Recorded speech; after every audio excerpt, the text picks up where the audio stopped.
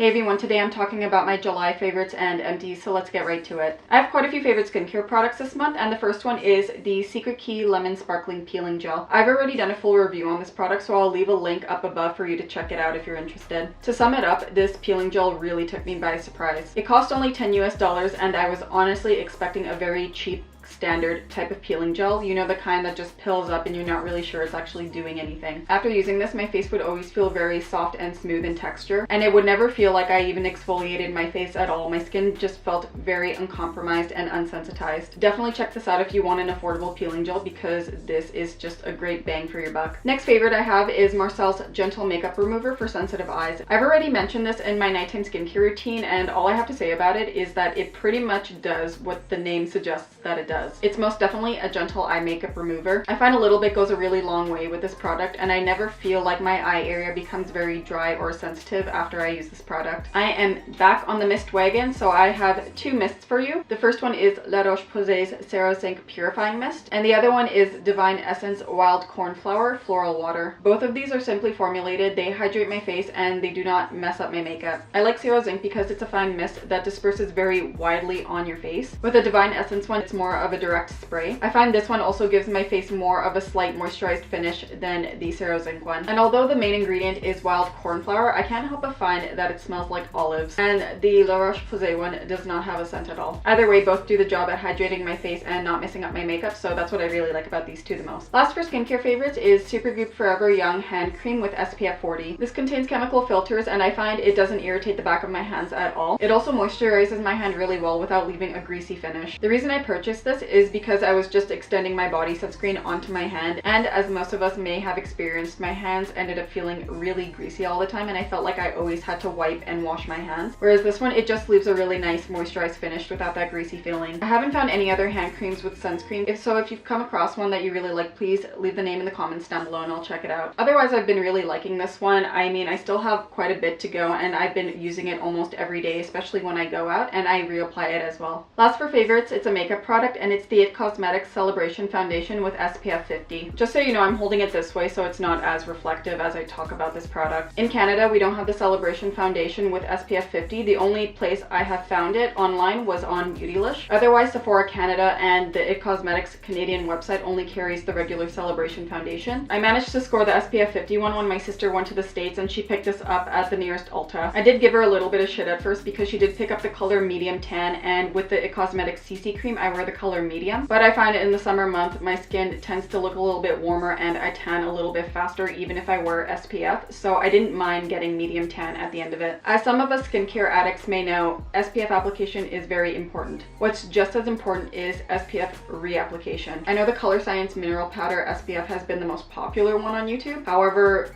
as a Canadian, I can't afford it and I can't easily access it. And while I don't mind reapplying my IT Cosmetics CC cream, sometimes you do need that powdery finish that just takes away the shine. Since I couldn't opt for that, I decided to look into IT Cosmetics to see if they had a powder foundation with SPF in it, and lo and behold, they did. They have two of them actually. So there's the Celebration Foundation, and the other one is the CC Airbrush Powder Foundation or something like that. Between the two, however, I found that the Celebration Foundation had better reviews, especially for drier skin, so that's why I wanted my sister to pick this up for me. The first few times I've used this, I was definitely using it the wrong way. I would apply this after immediately using a very moisturizing sunscreen, and because of that moisture that was still on my skin, I not only found this hard to blend, the color oxidized and made my skin look a little bit orange, and my face would also look cakey. As you can imagine, the second way I tried using this product was just waiting for all my skincare products to set before going in with it, or using a product with a drier finish, and I found that this was the best way to work with this powder foundation. I'm wearing it in this video today, and as you can see, it matches the middle part of my body really well. Like, don't pay attention to my arms, they're always darker compared to the rest of my body, but I like that it's really nice and cohesive and it doesn't darken or oxidize throughout the day. Looking up close in the mirror as well, it definitely doesn't have the cakiness that I first experienced with it when I applied it over a very moisturized base. My skin doesn't even look dry, and actually doesn't even look like I'm wearing anything at all. That's what I love about IT Cosmetics CC cream in general, is that it provides the coverage that I want without it looking really cakey or looking like I'm wearing a lot of makeup, or any makeup for that matter. And with the powder powder foundation, my daily routine became that much easier, and I now have a product that I can rely on to reapply SPF throughout the day. That's it for my favorites. Now on to my empties. The first one is Bay PM Moisturizing Facial Lotion. I've already bought a second bottle of this product, and I can't rave about this moisturizer and CeraVe products enough. It has good ingredients, it's really simple, and it does the job, and it's available at the drugstore.